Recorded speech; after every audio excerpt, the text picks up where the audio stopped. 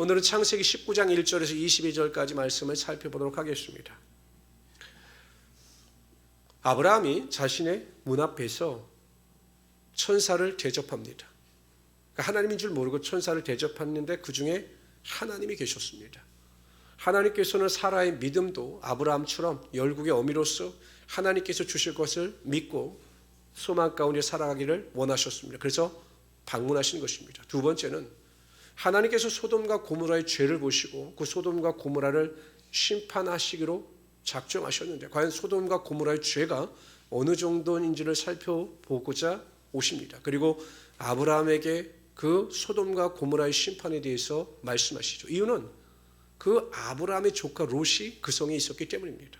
아브라함이 사랑하는 롯이 있었기 때문에 아브라함에게 그 성의 심판에 대해서 알리신 것입니다.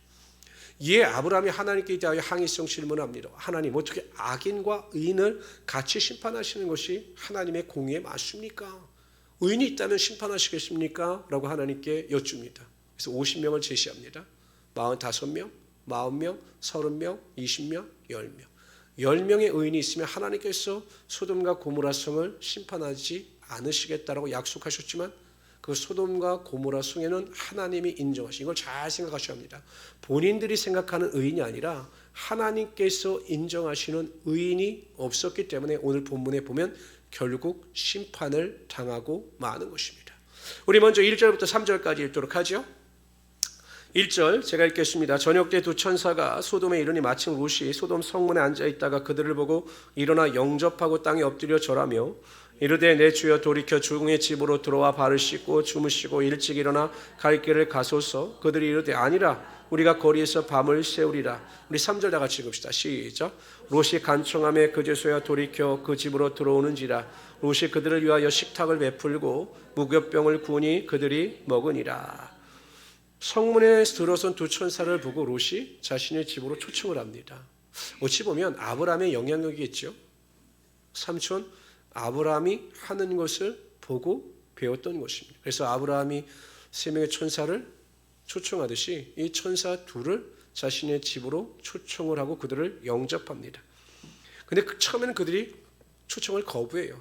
우리가 거리에서 오늘 밤을 지낼 것이다. 그 이유는 아마 그 거리에서 소돔과 고모라의 죄에 대해서 한번 지켜보기를 원했기 때문에 그렇게 한 것으로 보입니다. 그런데 워낙 롯이 간청합니다. 우리 집에 들어오시옵소서, 우리에 들어오시옵소서 라고 그들에게 간청하니 그 두 사람이, 두 천사가 롯의 집에 머물게 됩니다. 급히 무교병을 만들어서 그들을 대접하죠.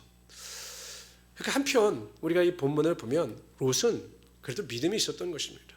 하나님의 말씀대로 나그네를 대접할 줄 아는 믿음이 있었던 것입니다. 그래서 어찌 보면 하나님께서 아브라함을 통해서 롯을 구원하시기로 작정하셨지만 그래도 롯에게는 구원 얻을 만한 그 믿음, 하나님의 심판으로부터 죄될 수 있는 그 믿음이 있었던 것으로 보입니다. 하나님께서, 예수님께서 이 성경의 구약의 성경의 말씀을 압축 요약하실 때 첫 번째는 하나님을 마음과 뜻과 생명, 목숨을 다하여 사랑하라. 이것이 첫째 되는 계명이요. 둘째는 이와 같으니 내 이웃을 내 몸과 같이 사랑하라 라고 말씀하셨습니다. 우리가 하나님을 사랑하는 것처럼 이웃을 사랑하는 것입니다. 그러니까 롯이 두 천사를 대접하고 영접한 것은 이웃 사랑의 실천인 거죠. 말로만 사랑하는 것이 아니라 그들을 직접 모시고 와서 음식을 대접했던 것입니다. 누군가를 사랑한다라고 하는 것에는 희생이 따르게 되어 있어요. 사랑에는 희생이 있는 것입니다. 희생이 없는 사랑은 사랑이 아닌 것이죠. 왜 부모의 사랑이 위대합니까? 이렇게 보면 어쨌든 자녀를 낳고 자녀를 애써 양육하면서 부모가 부모로서 또한 인간으로서 성장해 나갑니다. 왜냐하면 희생을 통해서 진정한 사랑을 배우기 때문에. 그래서 사람을 이해하는 폭도 넓어지고 사람을 섬기는 폭도 넓어지게 되는 것입니다. 사랑은 희생인 것입니다. 교회 안에서도 마찬가지죠. 교회를 사랑한다. 그러면 교회를 위해서 희생할 줄 아는 믿음이 있는 성도가 교회를 사랑하는 것입니다. 뭐 입술로만 나는 교회를 사랑한다, 교회를 사랑한다라고 하면서 전혀 교회에 대한 희생과 섬김과 수고가 없다면 그분의 사랑에 대한 고백은 그저 립 서비스에 불과할 따름인 것이죠. 성도도 마찬가지죠. 우리는 어찌하든지 하나님의 말씀에 순종해야 하는 자들입니다. 하나님의 말씀에. 그렇다면 롯이 천사를 영접하고 대접했듯이 우리가 다른 사람을 대접한다라고 할 때 항상 내 기준에서 그 사람을 판단하고 정죄하고 내 생각대로 살아가는 것이 아니라 항상 낮아지는 마음을 가지고 섬기는 마음을 가지고 내 성도와 이웃을 섬기며 살아갈 수 있어야 한다는 것입니다. 성경은 항상 우리에게 다른 사람을 나보다 낮게 여기라. 또한 성경은 무슨 일을 하든지 죽게 하듯 하라 라고 말씀하셨습니다. 그러니까 우리 여러분들이 다른 사람을 바라볼 때마다 예수님이시다, 저분이 예수님이시다 라고 생각하고 성도와 이웃을 섬기게 되면 우리의 섬김과 우리의 수고가 하나님 안에서 아름다운 사랑의 열매로 반드시 나타나게 되는 것입니다. 그러니까 성숙한 성도는요, 성숙하지 못한 성도와 성숙한 성도를 이렇게 비교해 보면 성숙하지 못한 성도는 항상 문제를 다른 사람에게서 찾아요. 저 사람이 문제다, 저 사람이 문제다, 그래서 이렇게 된 것이다.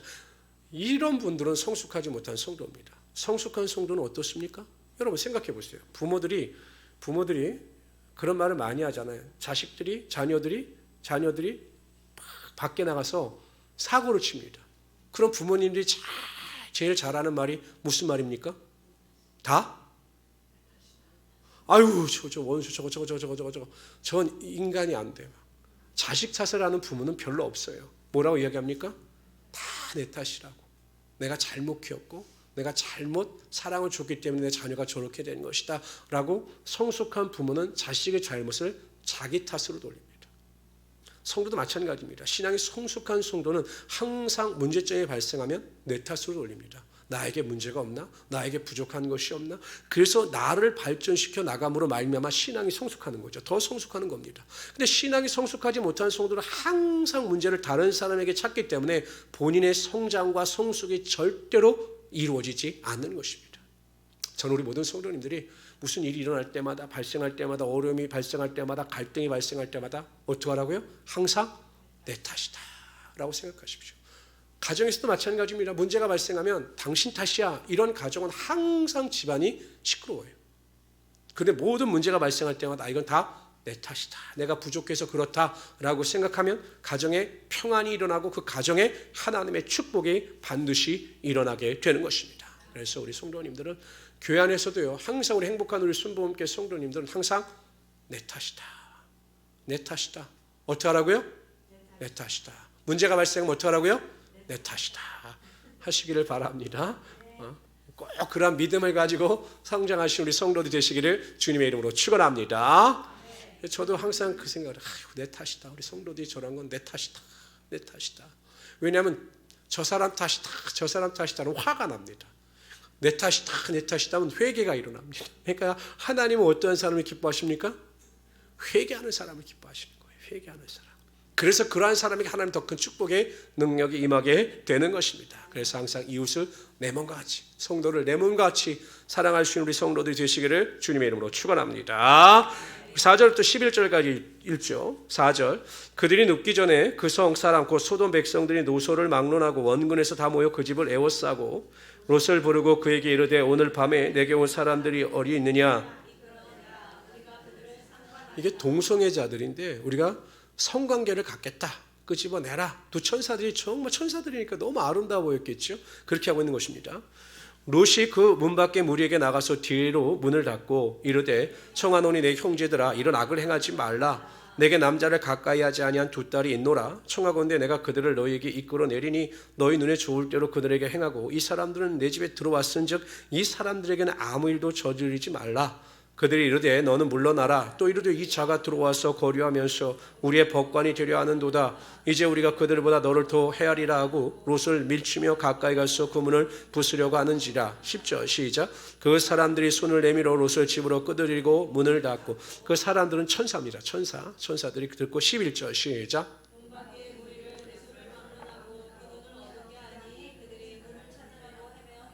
소돔성의 죄악이 얼마나 관영했는지를 보여줍니다. 여러분, 인류의 역사를 보면 로마도 그렇고 모든 인류의 역사의 끝에는 성적 타락이 있습니다. 항상 보면 모든 국가가 멸망할 때 마지막은 성적 타락입니다. 그러니까 소돔도 남색, 그러니까 지금으로 말하면 동성애자인데 남성들끼리의 동성애자들이 엄청 많았던 거죠. 그래서 그들이 두 천사를 보고 우리가 성관계를 할 테니 내어놓으라 라고 이야기합니다. 남색하는 자들, 남성 동성애자들이 영어로 소도마이트입니다. 소도마이트. 남색 찾으면 소도마이트가 나와요. 근데 이 소도마이트가 무슨 의미냐? 소돔 사람들이라는 의미예요. 그러니까 이 성경에서 나온 거예요. 이 소돔성에서 나온 것이 영어의 소도마이트입니다. 참 얼마나 그 당시 이 사람들이 이 정도로 타락을 했느냐라는 것입니다. 그래서 어찌하든지 이 롯이 그 주천사들을 지키기 위해서 자신의 딸을 대안으로 내놓습니다. 올바른 방법은 아닌데 나름대로 이 롯이 생각하기에는 이 사람들이 동성애자니까 여성에게 이성에게 관심이 없겠죠. 더군다나 자신의 딸들은 정혼한 상태이기 때문에 자신의 딸은 절대로 범하지 않을 것이다 라고 생각하여 자신의 딸을 이 천사들 대신하여 그들에게 내어주려고 하였습니다. 어찌하든지 이 방법은 옳은 방법이 아닙니다. 근데 여러분 어떡합니까? 이 두 천사들이 그 롯을 집 안으로 끌어들이고 역사할 때 그 롯의 집에 쳐들어왔던 모든 사람들이 다 눈이 멀었습니다. 그래서 막 헤매게 되는 것입니다. 결국 악을 이길 수 있는 능력은 우리에게서 비롯되는 것이 아닙니다.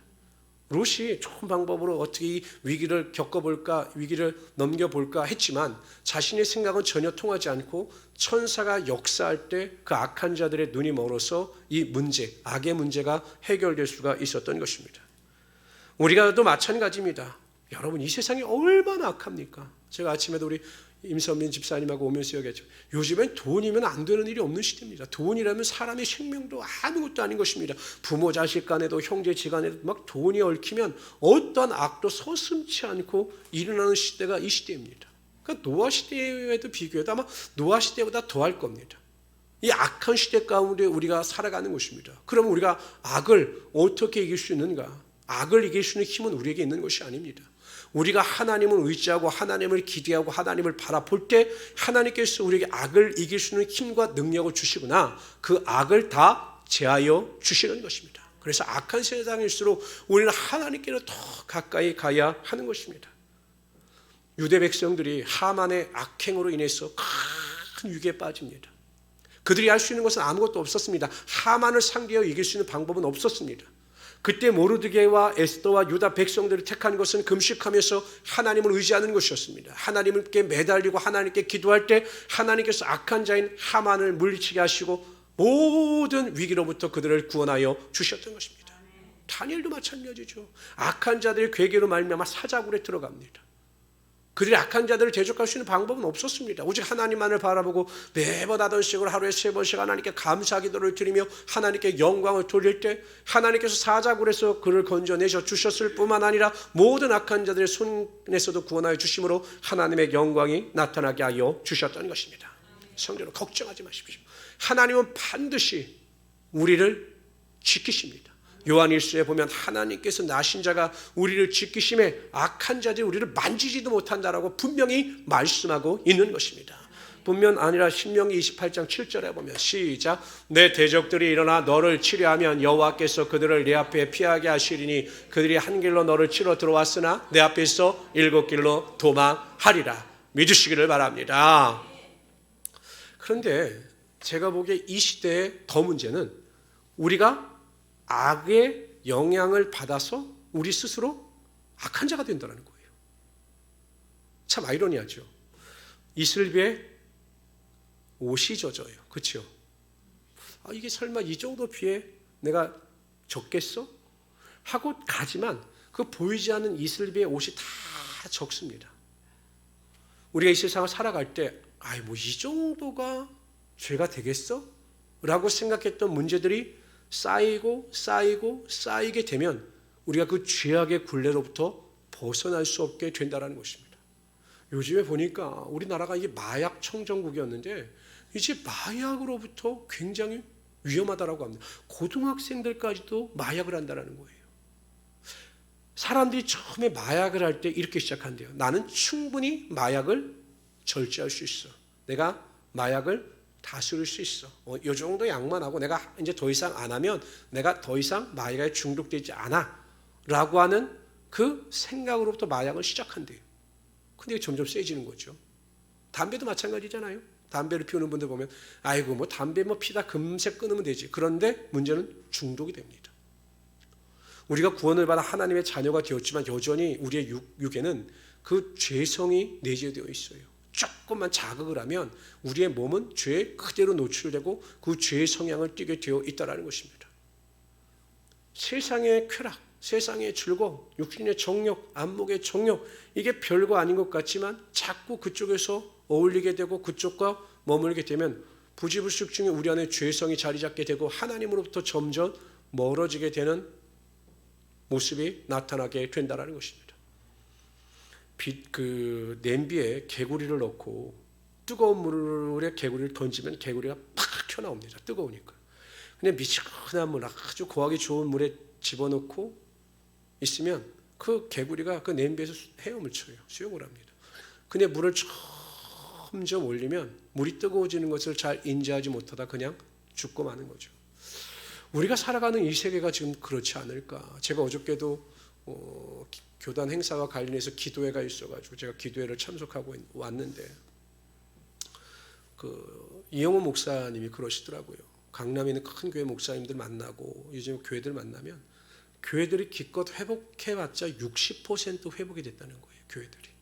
40%는 어디 갔느냐? 집에서 유튜브로 예배를 드리거나 교회 안 나오거나 이렇게 됐다는 거죠.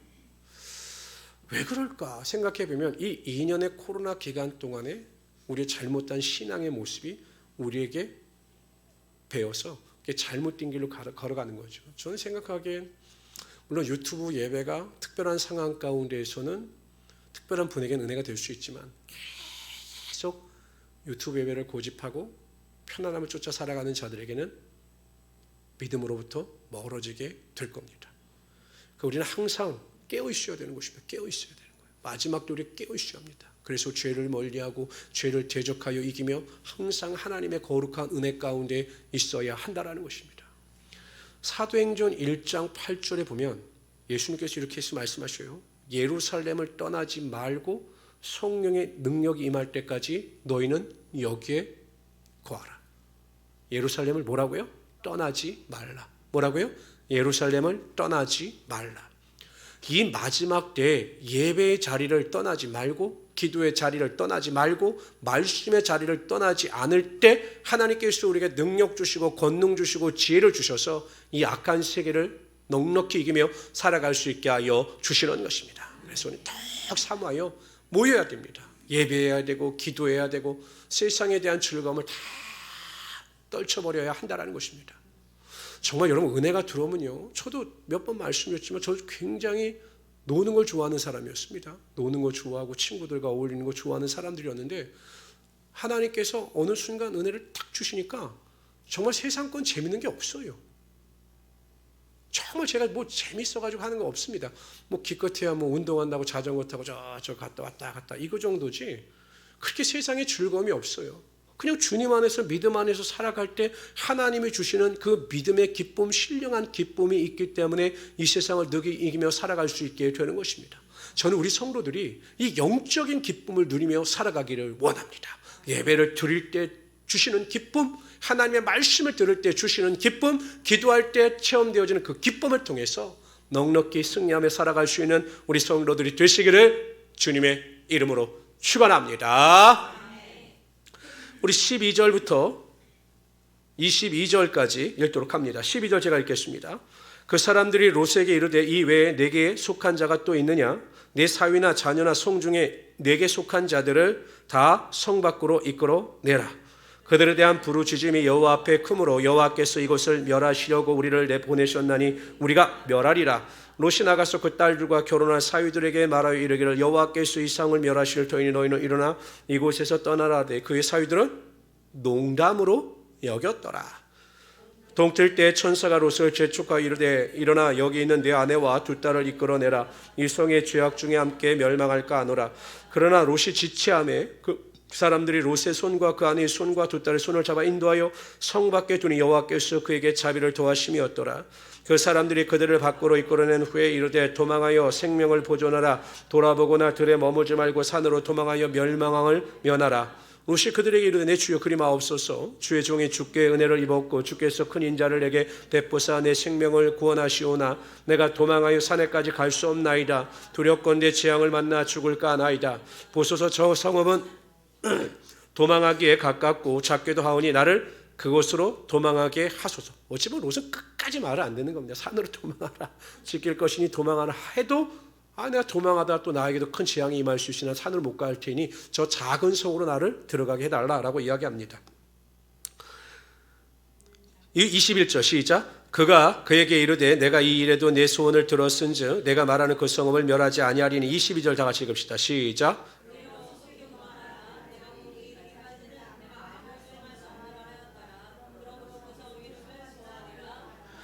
천사들 소돔과 고모르에 대한 멸망을 예언합니다. 그리고 너에게 속한 자들, 내 아내와 딸, 그리고 그 밖에 내게 속한 자들에게 말하여 다 밖으로 나가라 라고 이야기를 합니다.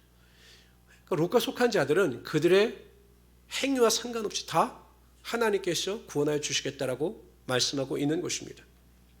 그래서 산으로 도망하라 하였는데 롯이 못 도망가겠다. 난 못 도망가다. 큰 위험이 있을 수 있나 못 간다라고 해서 작은 성, 소알성으로 도망가는 것까지 하나님께서 허락하여 주십니다. 오늘 본문에 보면 하나님의 심판과 관련하여 두 가지 반응이 나타납니다. 두 가지 반응. 첫째, 사위들의 반응입니다. 사위들의 반응. 14절 다시 한번 읽어봅시다. 시작. 롯이 나가서 그 떨과 정오한 사위들에게 구하여 이르되 여호와께서 이 성을 멸하실 터이니 너희는 일어나 이곳에서 떠나라 하되 그 사위들이 농담으로 여겼더라. 그렇죠? 사위들에게는 마른 하늘의 날벼락이죠. 아니 이렇게 날씨도 좋고 모든 것이 다 정상으로 돌아가는데 무슨 심판이 임하고 무슨 멸망이 임합니까? 아이고 우리 장인어른 농담도 잘하셔. 이렇게 된 거예요. 바로 이제 곧 있으면 심판이 일어나는데 주변의 모든 현상이나 돌아가는 이치를 보고는 절대 심판이 일어나지 않는다. 그래서 우리 장인이 우리 자신들에게 농담하는 것이다. 이렇게 생각을 한 것이죠. 노아 시대에도 보면 120년 동안 하나님께서 심판 유예 기간을 두셨습니다. 그런데 사람들은 노아의 말을 들은 사람이 한 사람도 없어요. 이렇게 날씨가 좋고 뭐 전혀 문제도 없는데 무슨 심판이 있느냐? 사람들이 믿지 않았습니다. 그들도 어찌 보면 노아의 말을 농담으로 알았을 것입니다. 그러나 하나님의 심판은 여지없이 임했고 농담으로 여겼던 모든 자들은 다 멸망을 당하고 말았던 것입니다. 여러분 이 시대도 마찬가지입니다. 사람들의 의식 중에 무의식 중에 이런 말은 아이고 말세가 가까웠어. 말세야 말세라고 이야기를 하지만 육신에 속한 자들 중에 하나님의 심판, 예수 그리스도의 재림의 심판을 온전히 믿는 자들은 없습니다. 사람들에게 심판을 이야기하면 요즘 사람들도 농담으로 생각할 정도로 하나님의 심판, 예수 그리스도의 재림을 받아들이지 않습니다. 당연한 거죠. 근데 여러분 더 안타까운 사실은 성도들 중에도 마치 예수 그리스도의 심판, 예수 그리스도의 재림을 농담처럼 생각하는 분들이 있습니다. 이게 무슨 말씀입니까, 목사님? 잘 생각해 보십시오. 예수님의 심판, 예수 그리스도의 재림이 있어서 나의 행한대로 내 영혼의 심판뿐만 아니라 내 행위 심판을 통하여 나의 상급을 주신다라고 하는 온전한 믿음이 있는 성도들, 예수 그리스도의 재림에 대해서 확실히 믿는 성도들은 이 세상을 살아갈 때 어영부영 살아갈 수 없는 거죠. 그렇잖아요. 내가 심판대 앞에 딱 서서 예수님께서 그 행위의 책을 딱 보시고 네가 구원을 받아 하나님께 속한 자로 이러한 행위를 행했고 이러한 칭찬받을 일을 행하였노라 라고 심판대 앞에 선다는 것을 확실히 믿는 성도들은 말 한마디, 생각 하나하나 또한 행동 하나하나에 대한 굉장한 경각심을 가지고 조심하면서 살아갑니다. 그런데 그런 하나님의 심판을 믿지 못하기 때문에 믿음 생활도 대강하고 말도 그냥 상처 주는 말하고 행동 하나하나가 전혀 은혜롭지 못한 삶을 살아간다면 하나님의 심판을 농담으로 여겼던 사위들과 무슨 차이가 있습니까? 안 믿는 건 똑같잖아요. 예수님의 심판, 예수님은 오십니다. 마라나타 오십니다. 이걸 믿는 사람들은 이 세상을 살아갈 때 얼마나 절제하며 살아갑니까? 근데 우리는 그렇지 못한 경우가 많죠. 그래서 제가 하나님의 심판을 농담으로 생각하는 분들이 많다는 것입니다. 성도 여러분, 예수 그리스도는 반드시 오십니다. 재림하셔요. 말씀하신 대로 그대로 오십니다. 우리가 심판대 앞에 섰을 때 두렵고 떨리는 마음으로 하나님께 칭찬과 영광과 존귀를 얻을 수 있는, 그래서 우리의 믿음의 경주 가운데 온전히 승리자의 가운데 설 수 있는 우리 성도들이 되시기를 주님의 이름으로 축원합니다. 두 번째, 롯의 반응입니다. 16절에 같이 읽어봅시다. 시작.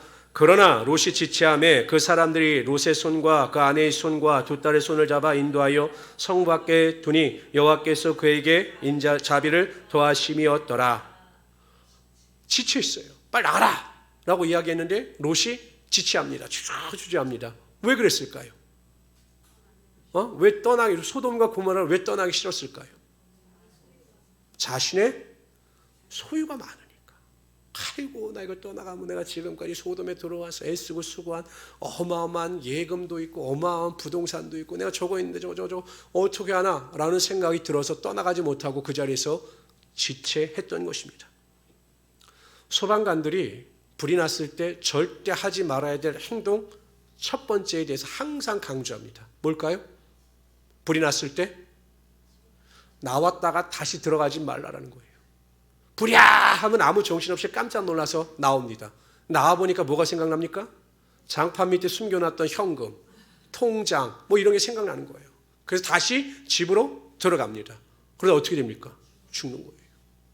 참 사람이 미련하죠. 자신의 생명보다 더 귀한 것이 없는데 그 집착, 소욕 이것 때문에 다시 들어갔다가 그 화재로 인하여 죽는 사람들이 엄청 많다라는 겁니다. 그래서 소방관들의 제일 원칙은 절대 불이 나서 나왔다면 다시 집으로 들어가지 말라라는 것이에요.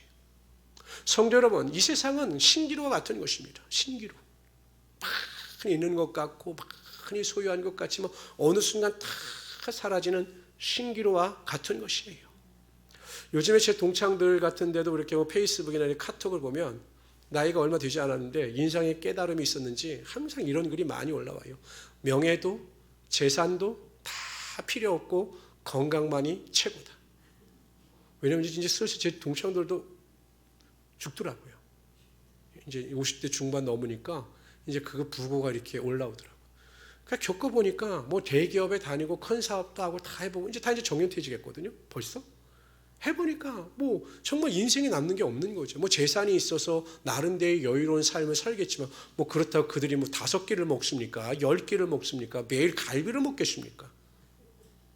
식욕도 없어서 안 먹어요.